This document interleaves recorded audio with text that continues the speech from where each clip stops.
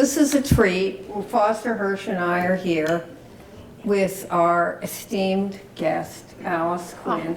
Alice, free person, otherwise known as Freeman Quinn, who is really like family to me. So it's sort of fun to be interviewing and be in conversation with somebody who is a family member, a longtime family member, and we go back for many galaxies. And, you know, I've known Alice, as I say, forever, and when I was putting all of this together and I was looking at, okay, she did this, and then she did this, and then she did this. This is a huge career. Alice was very busy.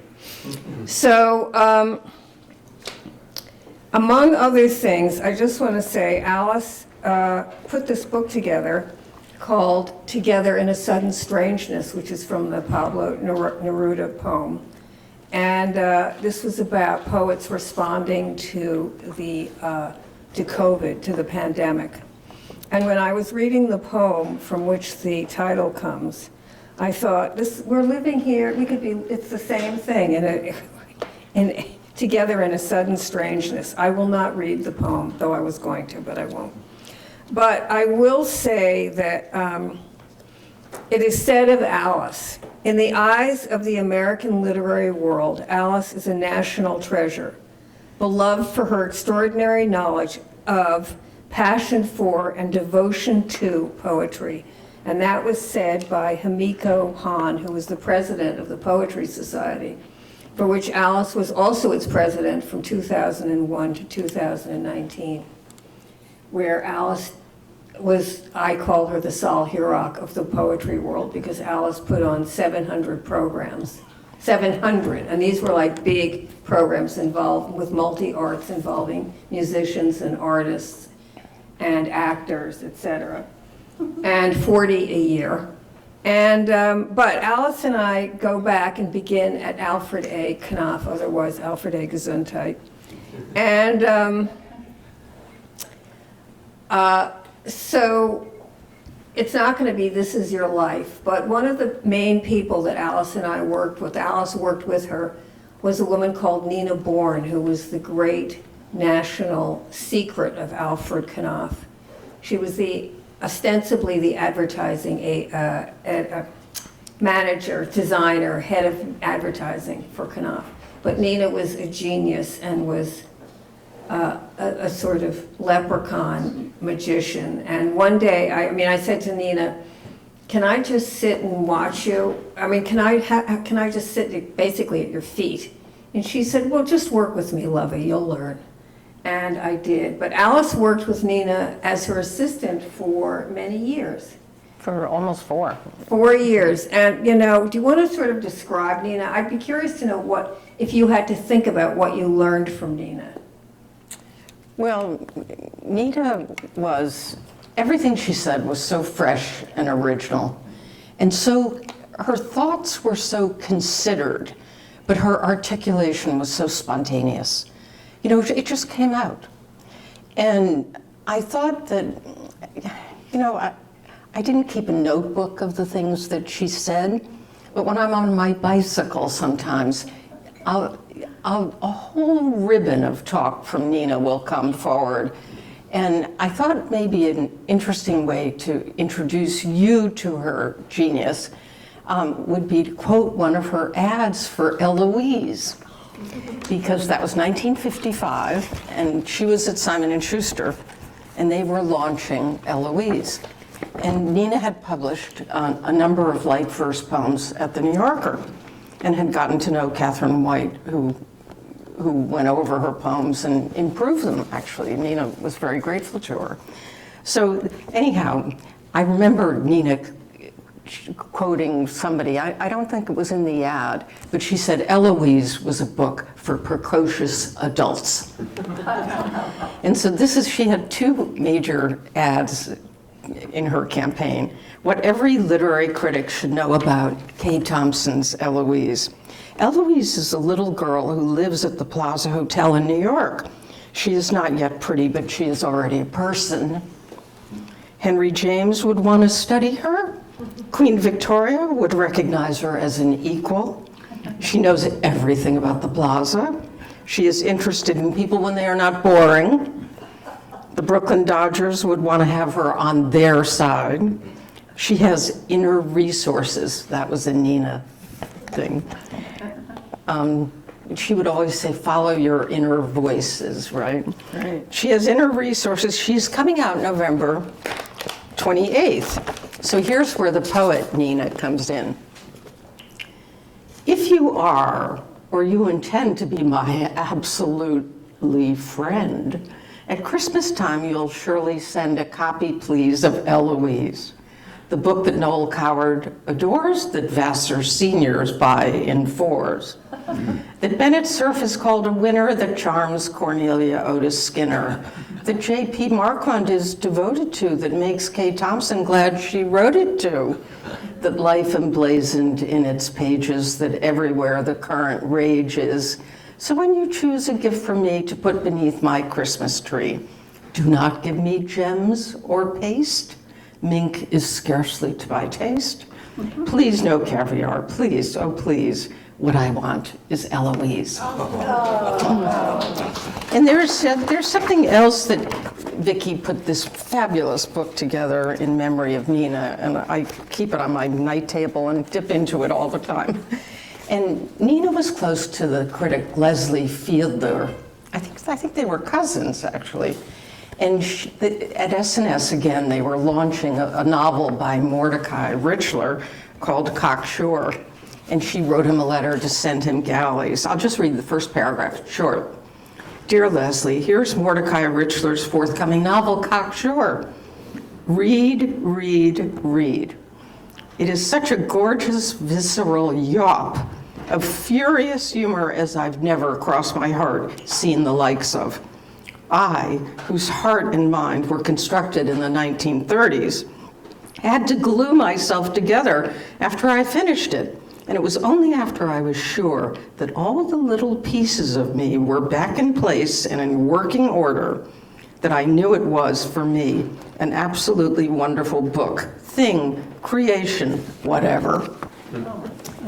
So that gives you Nina. She would sit at her typewriter and just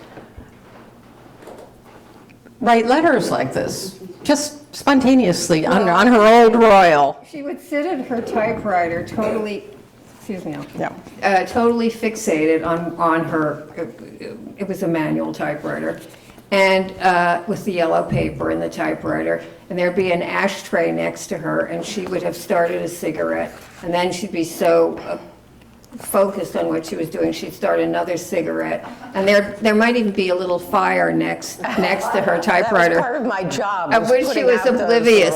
And you would just be finding the right word with her, and then you just sort of tip the coffee over into the ashtray and put the fire out and just go right on. Anyway, so Alice. Did she edit as well, Nina? Well, she Just wrote advertising. extensive memos about what she read. She did? Yes, She and she wasn't would give formally people- an editor at No, Knopf or- no. Is this still on? Yes. Oh, She okay. wasn't formally anything, but she was informally everything. I used to call her the furnace of the firm. But She she just was kept clear. everything going. She read everything. I was saying she's clearly a reader and a brilliant reader. Brilliant reader. Yeah. And you'd think the next step would be an editor and the next step would be a writer. She wasn't interested in that. Well, remember, No. was it her 40th at Lutece when she said, bemusedly, well, you know, I thought that I might marry and have 3 children and write 4 or 5 novels, but instead I've spent my life with delightful you people. She was so dear and so hardworking And generous. and generous and such a mentor. So And so, Yeah. I mean, so Alice, you know, as I say, this isn't your life, but you know, you became, before we move on to the New Yorker, you became an editor at Knopf. And did you have a notion, I mean, Alice is the person who started the poetry series at Knopf. There wasn't one before. And I will tell this story that, because this will tell you how Alice used poetry. Occasionally, frequently, we would take we'd be taking the subway up to my house, which at that point, apartment, which was on 87th on the west side. And Alice would say, oh, let's take the subway. I, of course, would want to take a cab and never took the subway. But okay, I'd go down into this dark, horrible place. Now I'm used to it. But then it was just sort of like the seventh ring of hell. And I'd be standing on the platform waiting for the subway with Alice. And the train wouldn't be coming, and the train wouldn't be coming. And I'd be in like sensory overload at the intensity of it all. And Alice would be reading a book of poetry on the subway platform, totally gone. And that's what it was for you. It was another place, another time, another universe. But before you started the Poetry Society, the Poetry Series, you were editing all of these books. So talk a little bit about who you published and how, what you were interested in and how you came to publish the books that you did. Sure. I'm amazed that you said that, because I was thinking on the way over here how to describe the experience of a poem that really captures you, because it's so swift and so definitive and so mysterious. And if you love a poem, you immediately want to reread it to see whether you're going to have that same inner shift, that experience kind of. And I was thinking of Robert Frost's poem Directive that has this wonderful line, the road there, if you'll let a guide direct you who only has at heart you're getting lost.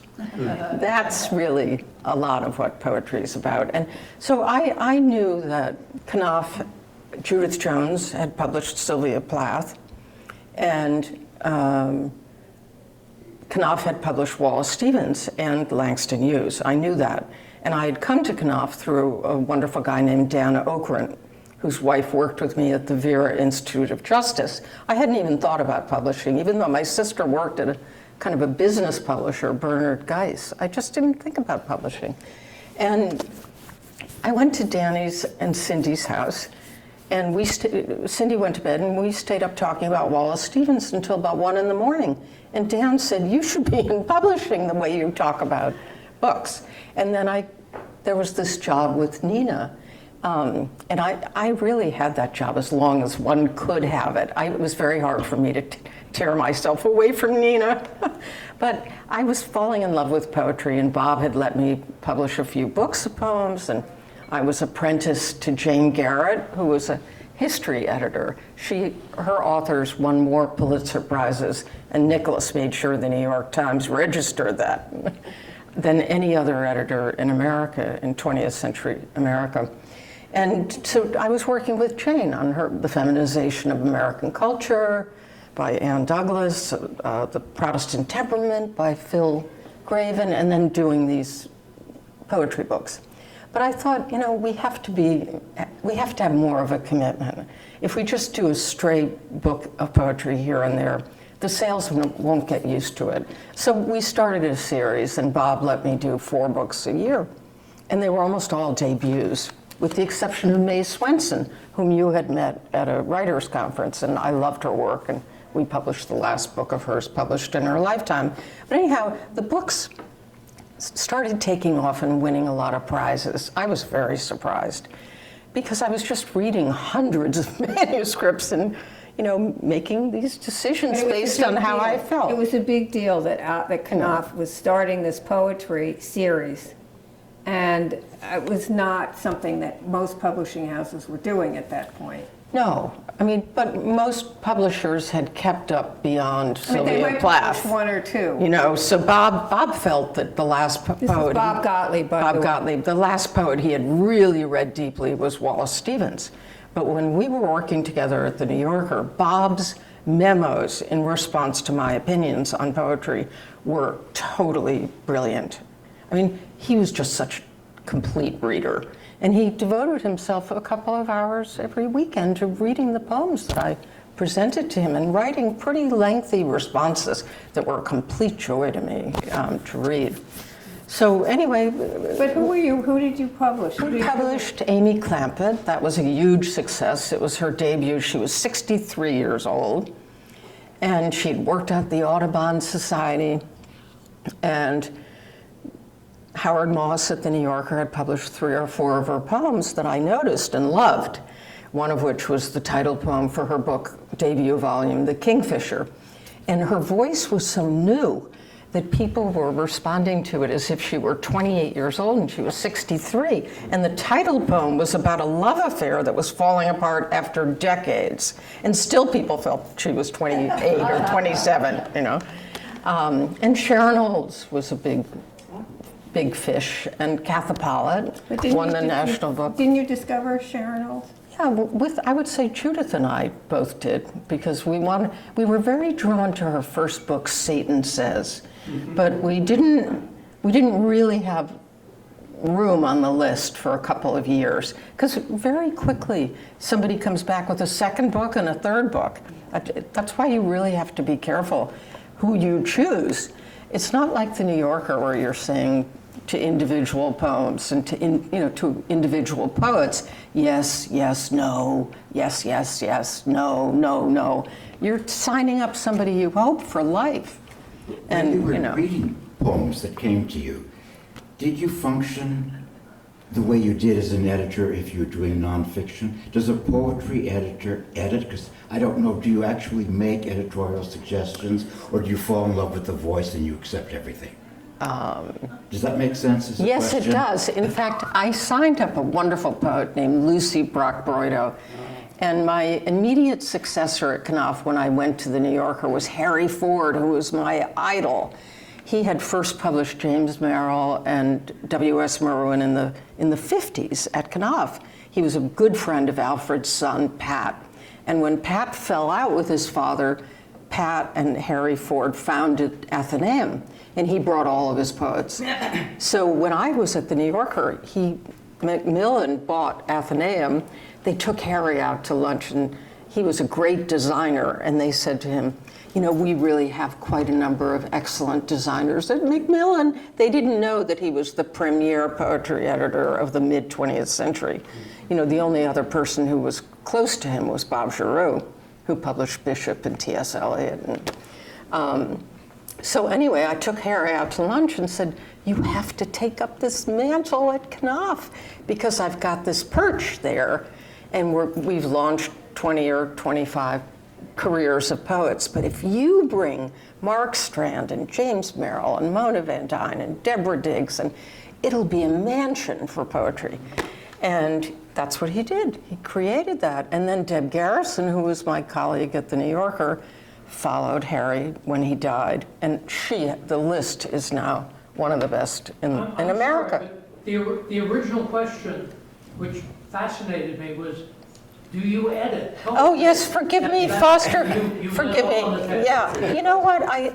Yes, you do, to the extent that you might say, these poems seem to me lesser than the best of your poems. So let's winnow this manuscript down from 85 pages to 65, if we can. Or at the New Yorker, I might say, this poem seems to end in the penultimate stanza. What do you think? You know, you seem to go an extra lap. You would make questions like that, but would you? No, I would not suggest. Choice, I wouldn't. Or image choice. No, I wouldn't. And in fact, I think a lot of our writers at the New Yorker, fiction writers and nonfiction writers, would often say that the New Yorker is excellent at pointing out what needs to be fixed, even if they don't usually suggest the right solution. Who cares? I mean, it's the writer's job anyway. But if you just point to what needs work. So, because I don't know, but it sounds like being a poetry editor is almost more delicate than being a nonfiction editor, and you perhaps enter less into a negotiation with the writer. Is that possible? Yeah, I mean, I would never have insisted on a change.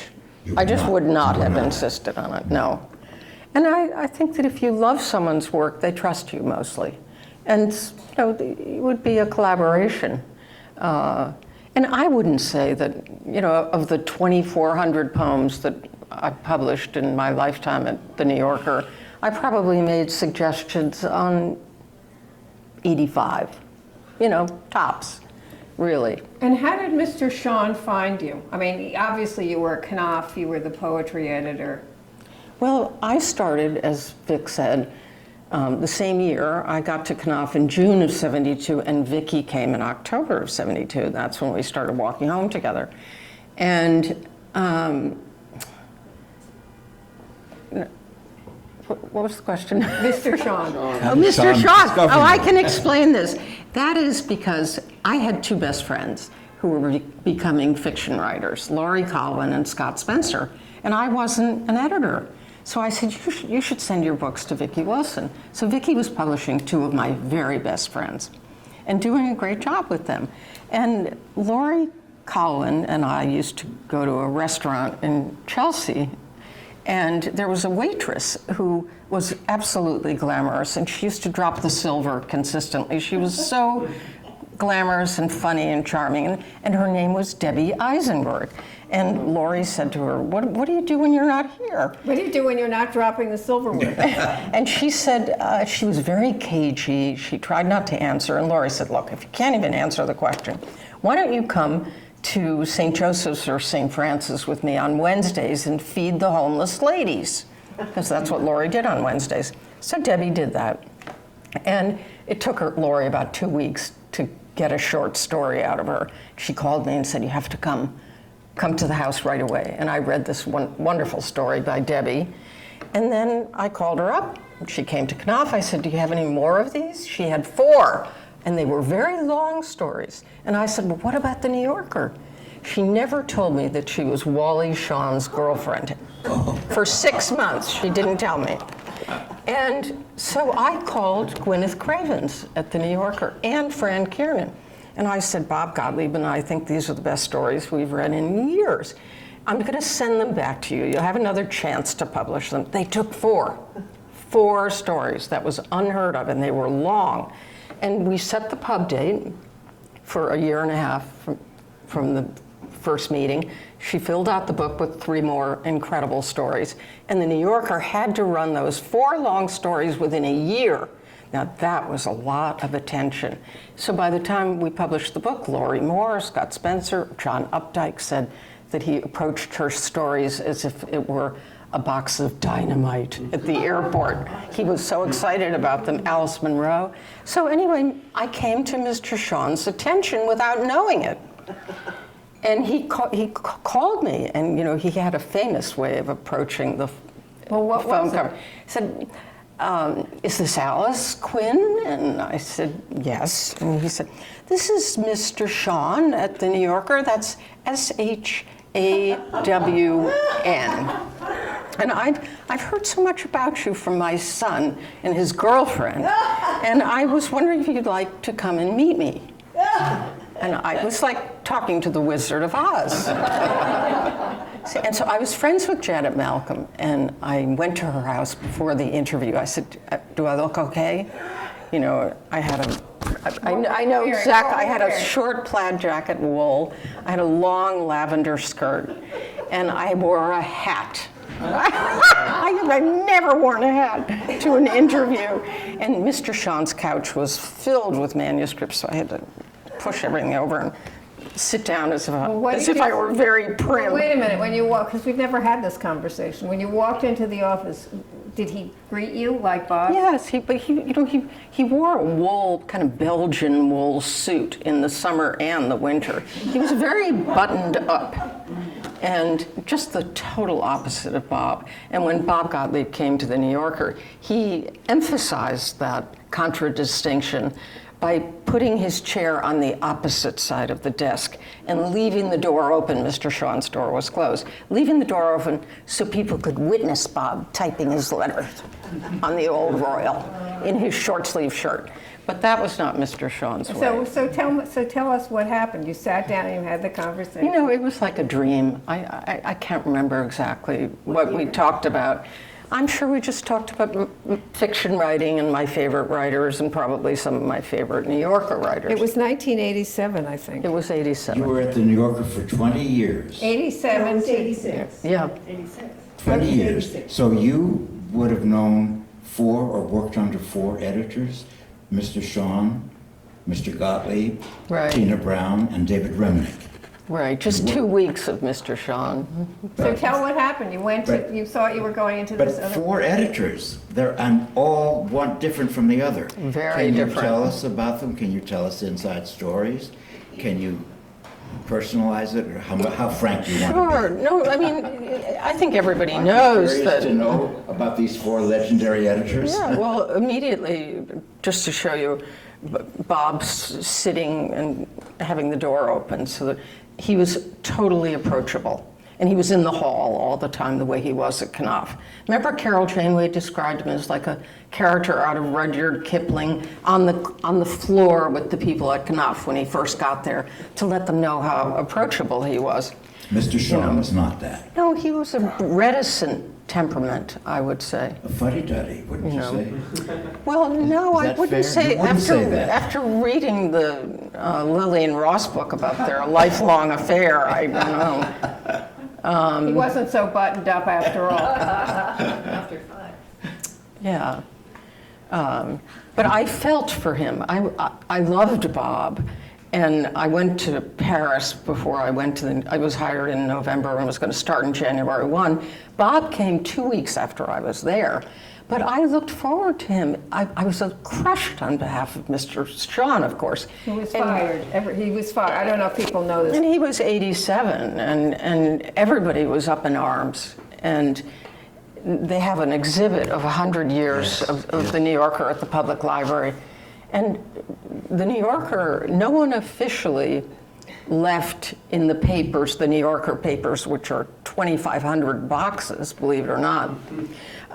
Nobody gave the Berg collection the letter signed by 120 writers saying, please, Mr. Gottlieb, don't take this job. And you can imagine a lot of them were Bob's writers, including Janet Malcolm, his very good friend, and Gwyneth Cravens, and many New Yorker writers Bob published. And they said, you know, we know how refined you are and what a wonderful reader you are, but this is our place and we don't welcome you right now. And Bob wrote a note, and it was so typical of him. He didn't write it on Knopf stationery that had his name saying president and editor-in-chief. He wrote it on a little memo, those little white memo pads that we had, which with our name underneath the borzoi. And I'll never forget it. He wrote, dear everyone, I can understand and even sympathize with what you have written and how you feel, but I plan to take up this new job as soon as is practical and convenient, and can only add, I look forward to knowing and working with you all. Sincerely, Bob. Okay, so every day when I was there, the 2 weeks ahead of Bob, somebody would take that down. And I made a bunch of copies, and I would put another copy back up, you know, because I knew that they would come round. Bob was a wonderful man, very sensitive, highly sensitive to the way they were implicitly being asked to assert their loyalty to an editor they loved and who had been there 37 years as the editor-in-chief and another 15 years before. He was there from his early 30s. And Mr. Shawn was a man after my own heart. He didn't want anything to be changed. Yeah. Nothing. No, he had You remember cornflakes when the every New day at the Yorker Algonquin. Didn't have a for lunch, table of cornflakes. contents. New Yorker didn't have a table of contents. Or they Remember had a that? table, but And he didn't want one. Does anybody remember? No, yes, he eventually gave in to a table of He contents. gave into it, Yeah. but he didn't want to. No, But he, Bob was like that. That's the reason why Bob was fired. Because Bob didn't want to make all these changes that Cy wanted. And Bob said that he was a conservator. a conservator. And that's, if you wanted somebody to be a disruptor, not a word that he would have used, you've got the wrong person. And that's why Cy brought in Tina, Who was very different. who was very different. And I will say that when Bob was fired, Bob and I left to go to Marlene Dietrich's funeral. Bob was my date for Marlene Dietrich's funeral in Berlin. He wrote about that. First we went to Paris, where she was buried there, and then her body was transported on this plane there she was, and we were in Berlin, funeral in Berlin, and we were in this little cemetery along with Hildegard Neff and Maximilian Schell and a lot of other people, but that's another story. Anyway, so talk about Tina Brown, because you liked working with her. I did like Tina, but Now, she was very different from She the two was. men, right? Very yes, different. and the curator, one of the two young curators of the public library show, said in the New York Times in that recent front page article Yes, about front page. about the exhibit that she felt that Tina had. She said, "Let's face it, Tina saved the New Yorker," and I don't agree with that. I think it required each of these editors to save the New Yorker. If Cy had had Tina, it would have been too sharp a swerve. Not only would those 126 writers have written a letter, many of them would have left immediately, but they weren't going to leave with Bob because he was so solid and so sensitive. And he was correct. It was just that it was a violent thing to fire Mr. Shawn.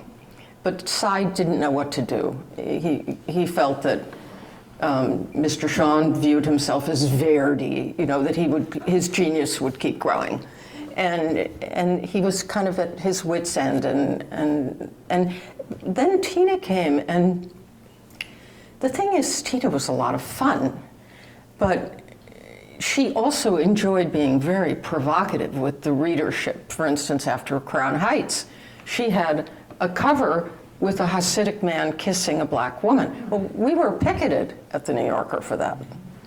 I mean, people were angry. I was very surprised the public library didn't have that original gorgeous Ed Sorel of the English punk rocker in Central Park, which was Tina's first cover. She was the one who really discovered Ed Sorel's total genius. I mean, Bob knew he was a genius, but Bob hadn't commissioned him for any. Not for a cover, but inside. Yeah. Ed was in the New Yorker because of Bob. Inside. Yeah. Yeah. But Tina, he won that contest, Yeah. and that really. But is David Remnick a logical evolution of Tina Brown's tenure? Well, Do they lead into each other the way you're saying, interestingly, that Shawn and Bob Gottlieb were a continuum? Or Tina Yes. Brown and David Remnick a continuum? Well, she hired him as a No. staff writer. I don't see that. You don't see that? But the thing is that David was the only staff writer who came to our editorial meetings. So we were always interested. Like, why was he there? And because she didn't seem to be ready to leave. She was only there 5 or 6 years. And she was having a good time. But she was on record recently as saying Cy was precipitous in his decision-making. And she may have thought, well, I could get the axe too. And she wanted to leave before that happened. If it was going to happen, I have no idea. But then she founded her own magazine with Harvey Weinstein. But I think that David was a very logical person. He's a journalist and much more like Shawn in that respect. The New Yorker was more totally heading towards Nonfiction. literary with Bob, because Bob's instincts about fiction were miraculous, and he loved fiction, and he was very welcoming of the poetry. But under David Remnick, the magazine has become very political. It has. And with a definite left-wing accent, and if you don't agree with that, the magazine is not what it was anymore. It's a very different magazine. Yeah. And was it David or Tina that started articles on rap and hip-hop? I don't want to read about rap and hip-hop. But if you want a younger audience, David definitely wanted to woo younger generations, because he knew, and in fact this was Nina's insight about what happened to the New Yorker when it suddenly began losing money. When Mr. Shawn was the editor, they refused ads about cigarettes and liquor, and they were rolling in money.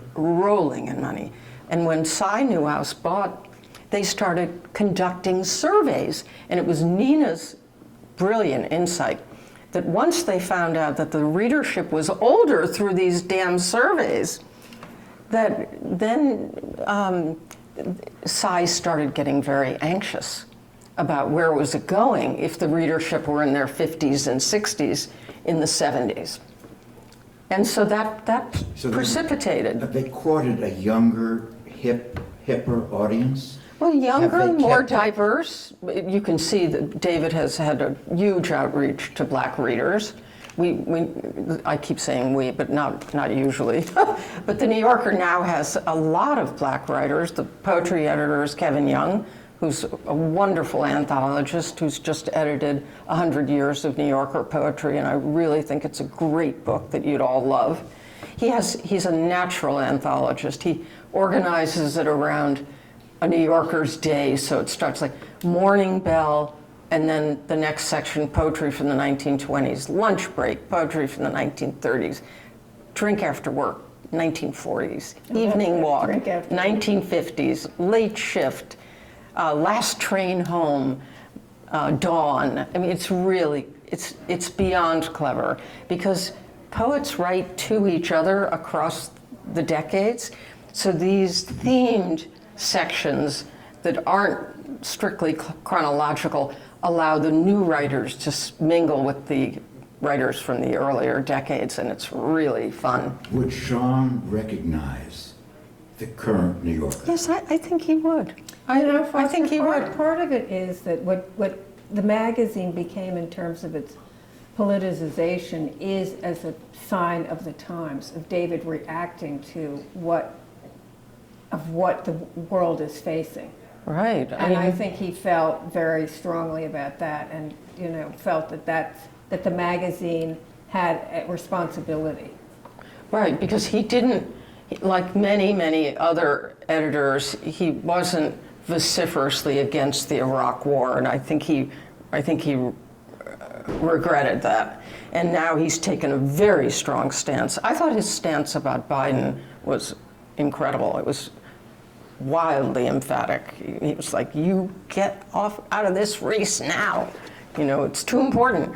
I was even a little shaken by it. We could go on, as they say, we could go on for days, but I want to ask you, first of all, about the poets that you worked with, who you worked with at the New Yorker, and some of the fiction writers. I mean, you edited Alice Munro. There were, thank you so much. There were, you worked with John Ashbery and Joseph Brodsky and Milosh and Seamus Heaney. And that was the big change from Knopf, because we specialized in American poets.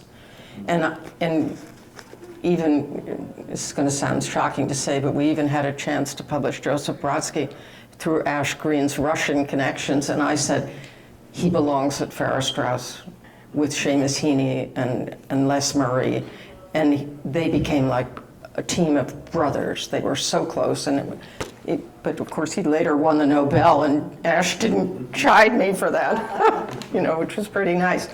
But I got to the New Yorker, and suddenly all these poets whom I adored, who were published by other publishing houses, I could hold them aloft with this great audience. So Eavan Boland and Eamon Grennan and Czesław Milosz and Jim Borska, and my favorites, Zbigniew Herbert and Jane Kenyon and Deborah Diggs, and all these wonderful poets, Henri Cole, Tom Gunn, published by FSG and Norton and Houghton Mifflin. I could suddenly be communicating with them and holding their work aloft, and I loved it. I loved every minute of it. How many submissions did you get on a weekly basis?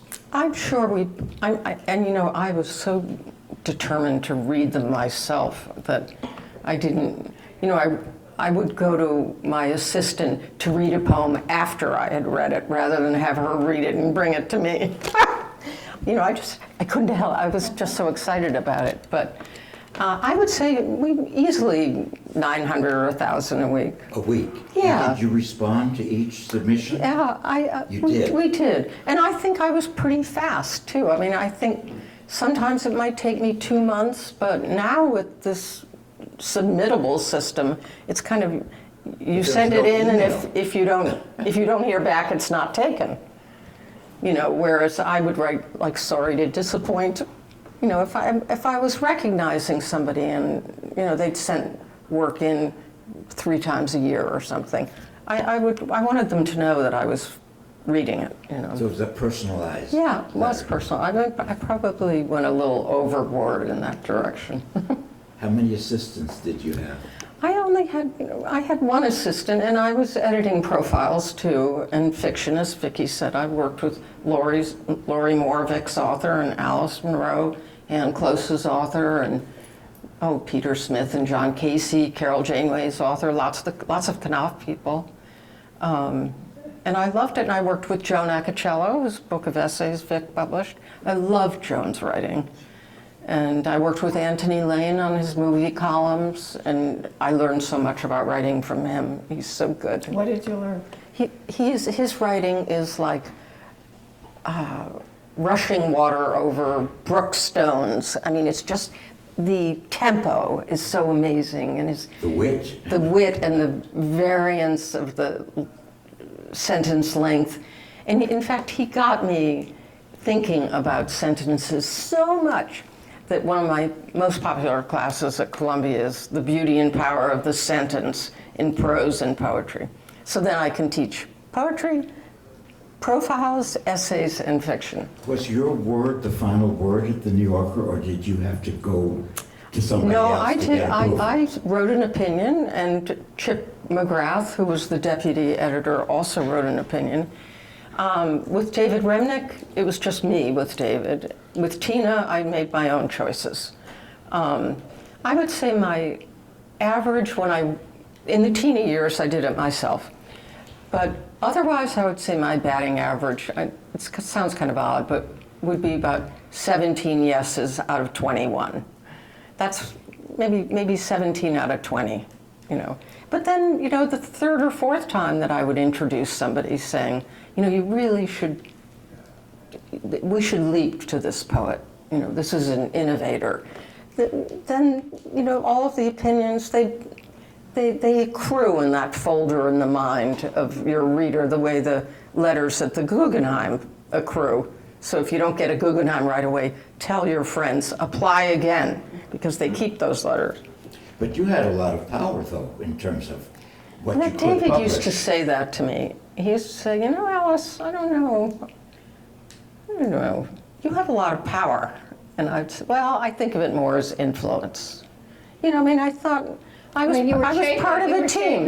You were shaping the I mean, look, you were responding to certain poets and saying no to other poets. So you were shaping the whole picture, the presentation of poetry in America in a major way. Well, when I first was going to the New Yorker, the New York Times, or was it? No, it was when I was leaving the New Yorker in 2007. And the Times reporter said, well, didn't you have favorites? And I said, well, but I was always receptive to everybody. I wanted to discover new poets. But what I should have said was, what's wrong with having favorites? I mean, if you prefer Suzanne Farrell to somebody else, what's wrong with going on the night Suzanne Farrell is dancing? You know? But what I don't understand is they hired you to be the head of the Poetry Society in 2001 when you were still the editor at the New Yorker. Right. Well, the New Yorker Festival had given me a programming bug. I really enjoyed looking out that lawn at Bryant Park and seeing 5,000 people responding to poetry. And so this job came up, and I thought, well, maybe Bill Buford was in charge of fiction then, and he was more monolithic in his approach to the fiction. It was less the kind of college professor. We were like a group of 8 people reading and sharing opinions in the fiction department. And you were supposed to type your opinion and then fold it over and hand it on to the next person. And that person was honor bound not to read your opinion before they wrote their own, who knows. But we did that. And Bill was more just let me see your opinions, and then in one weekend he might read 10 stories and deliver his opinion. So it was a little less fun for me. And so I thought, well, I'll withdraw from the fiction department. I'll still work on profiles, and, you know, maybe I won't do Anthony Lane's column because that took a lot of time, and it was on a different time zone with Anthony. But then I took this job and began programming in earnest, and I really did love it. As Vicki said, I really liked mixing the arts, like the figure of Orpheus in poetry and performance. So we'd have Cocteau's clips from his film and clips from Marcel Camus' Brazilian film, Black Orpheus, and then with that beautiful musical score. And then we'd have poets reading Rilke poems and contemporary. You were producing those. Yeah, and we had. Were they filmed? No, I don't think That's so. a shame. They should. Yeah, that's true. Maybe one or two of them are. After all this exposure to poetry and constant reading, are you a secret poet yourself? No. I mean, I don't think you'd want to read a poem I wrote to friends getting married. Into the glen go the bear and his bride. Don't. That's for them. That's about it, really. I've asked. Nina was a poet, no? But I've asked Vicki this too. Are good editors, and these people here are fabulous editors, are editors also secret writers, or are they two different disciplines and mindsets, sensibilities? Well, they're two different. I mean, one is going in and the other is going out, and so they're, in a way, they're completely opposite. Though I think most, if you were to speak to most editors, they might say, "Well, I thought I might be a writer." I don't think most are writers. Yeah. Toni Morrison, I remember when Bob published Song of Solomon, Toni had been publishing a great list of black writers, a great list. She was also the editor of The Black Book, which was a very influential pictorial account of black life in America. And Bob said to her, with the success of Song of Solomon, "Do you think you can give up your day job now?" And she did. And that was tough on black literature for 2 decades. Nobody stepped into Toni's shoes. Nobody had that commitment. But you're a reader, not a writer. I'm a reader. The other day, one of my cousins sent me the high school picture, you know, when there's a little legend under your high school photo, and it said, "A book a day devourer."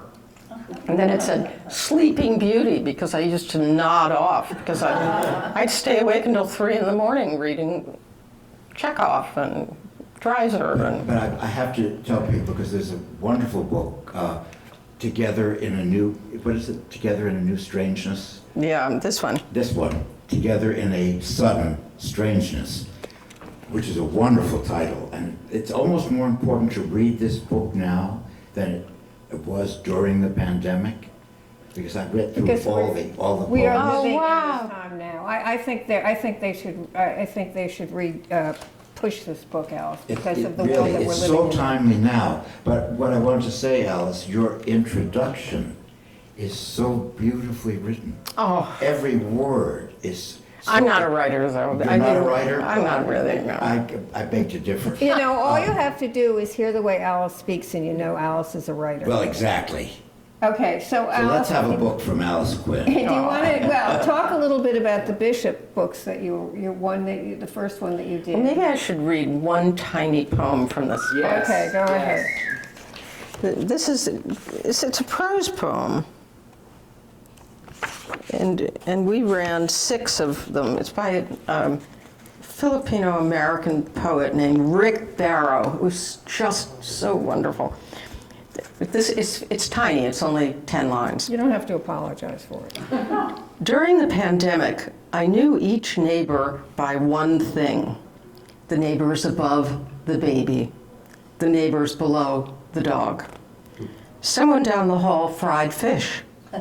Someone else down the hall, the opera when their door opened. I made my rooms quieter by standing in the middle of each one, my mind moving intently like an old man in slippers. I wondered what one thing the neighbors would know me by, what truth an inadvertence could betray. That captures the pandemic moment to me. Yeah. And It's funny because I read through the whole book, and that is the one poem that caught me at the deepest level. So we have the same taste. That caught me at the deepest level. Alice, do you want to just talk a couple of minutes about Elizabeth Bishop, and then they'll take 2 questions, and then we'll. so probably many of you know Bishop by her most famous poem, a villanelle called One Art. And it begins, the art of losing isn't hard to master. So many things seem filled with the intent to be lost that their loss is no disaster. Practice losing farther, losing faster, places and names and where it was you meant to travel. None of these will bring disaster. And she builds that up. I lost 2 cities, lovely ones, and vaster, some realms I owned, 2 rivers, a continent. I missed them, but it wasn't a disaster. And she keeps building up to larger and larger losses, and she gets to the end. Even losing you, the joking voice, a gesture I love, I shan't have lied. It's evident the art of losing's not too hard to master, though it may look like righted, like disaster. So she is an amazing poet because every poem she wrote was different. It's like a lot of my favorite poets, like Mark Strand, even Charles Simic, one of my favorite poets, found their style, and then they poured new wine into the vessel. And I loved those poets. We must have published 70 poems by Mark Strand in the New Yorker and 60 by Charlie Simic. How many by Ashbery? You can identify an Ashbery poem. It's less a vessel than a consciousness impression of consciousness, I think, than the other 2 I mentioned. But Bishop, writing to her psychiatrist when she was 35 years old, said of repeating herself on the couch, you know, I think this is good for me because up to now, I've thought that every poem I had to write had to have its own laws. It had to be entirely different. It had to belong to the occasion. It wasn't a style. I was not establishing a style. And she said, but you know, all this repetition, it's all one long poem anyway. Why am I worrying about this? But she never did capitulate to that viewpoint. Every one of her poems is different. And I think that's why she is now internationally the most renowned American poet, and she's actually 3/4 Canadian anyway. But she was considered an American poet, and Canada should really claim her. Are you editing something of hers now? Yes, her notebooks, actually. Notebooks. Yeah, and they're just absolutely, But Alice, absolutely wonderful. In the back, there are copies of Alice's book, which were her fragments, and Yes, she was such a perfectionist that she only published 100 poems in her lifetime. That's not very many, really. She lived to be 69. And the New Yorker published 75 of those 100 poems. So she was everybody's favorite poet at the New Yorker, starting with Catherine White. But so you put this book together. yes, because Bob Giroux called me. I adored him. Called me from his firm, Farrar Straus. He published Bishop. And he said, you know, the critic William Logan has sent me some of these unfinished poems of Bishop's. And I like them, but I don't really think he's the right person to do the book. So I knew William, and I was kind of worried, but he was absolutely fine with it. And I felt that when you are presenting the unfinished work of a perfectionist, somebody she worked on the poem The Moose over a period of 27 years. She didn't put herself under pressure to finish that every day. The poem would occur to her. She was a great memorizer of poetry.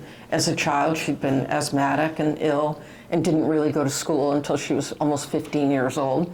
And she stayed at home and read and memorized poems and had Wordsworth and Tennyson and Shelley by heart. And Edgar Allan Poe and Baudelaire and Rimbaud, and she translated from the French. And she just, she had started a lot of poems, and they were really fascinating, but she didn't finish them. And so I kind of raided her notebooks and ended up with this Pale Fire volume, frankly, where I put a context for every one of the unfinished poems in the footnotes in the back. But a friend of mine who's writing, I think, the best book about Bishop, Langdon Hammer, who wrote a great book, a Yale professor who wrote a great book on James Merrill, is working on a Bishop book. And he has thoughts about her life that I think he thinks the way she thinks, in a kind of binary way. You know, there was a terrible accident. She really loved a college roommate, but her first love affair was with Louise Crane of the Crane paper family. And they weren't just the Crane paper family. They made the money for the US dollar. They were fabulously wealthy, and her father was governor of Massachusetts. Anyway, Louise and the woman, the painter, and a very immense intellectual whom Bishop adored at Vassar, were in a car accident in France. And Louise was driving, and Margaret's arm was hanging out the window, and when the car rolled, she lost her painter's arm from the elbow down. Now, so Lanny writes in his, you know, she was not the reckless driver full of adventure, nor was she the cool intellectual on the other side of the front seat. She was in the back seat, the young woman who brought those two together. And now that is a Bishop thought. It's a binary thought. She has a very unified way of thinking, and he has that same kind of mind. So I think his book is going to be great. But he complimented the book that I did because he liked how much original material of Bishop's I was using. It wasn't really my writing. I was kind of gathering from her letters and her notebooks. And that led to Bob Giroux asking me to do the notebooks. But I've taken forever. Yeah, you are doing the notebooks, and in the back there is this wonderful Elizabeth Bishop book that Alice did put together. And there is also Together in Another Strangeness, this anthology. And that book of her unfinished poems turned out to be, Jonathan Galassi told me, a book that catapulted her. It sold more than 11,000 copies. That was a lot for a book of unfinished poems and fragments, you know. And I think the notebooks, Americans don't really like notebooks. The notebooks will be huge. But I think they will be. Anyway, we don't have time for, I'll take one question if anybody has a question. If not, let's just, One question. one question. I just want to know about the submissions that you would get. Was it like an open submission that anybody could send? Yes, absolutely. Sorry, I couldn't hear the question. It was how were poems submitted to the New Yorker? They were open submissions. Yeah. So I would, of course, rifle through the mail every day looking for poets whom I knew and I had published or wanted to publish. And, you know, I wasn't going to keep James Merrill waiting a month. So I would do that. And then my assistant would open the mail and bunch it and date it by the week, so I would have an idea of how long we'd had it. And I would take those bundles home to my apartment. And in fact, that's how I found Try to Praise the Mutilated World at 9/11. David Remnick called me. I live in the West Village and saw the towers fall. And I wasn't at the office, and David called me and said, let's put a poem on the back page. I went to the office, I read the whole bank, I was practically crying, we had nothing. I came home, and there I had read this poem that morning. Try to Praise the Mutilated World, and I had a little check on it to send it to David. And it had gone out of my head. And so I raced back to the office, blew up the type, and faxed it and sent it to him at home. And that's the first book in the new New Yorker anthology. First poem. First poem. Excuse me. Thank you, Beck. Julian, you had a question? Yeah, I mean, I was sort of thinking about just what's exciting you about the next crop, the youth.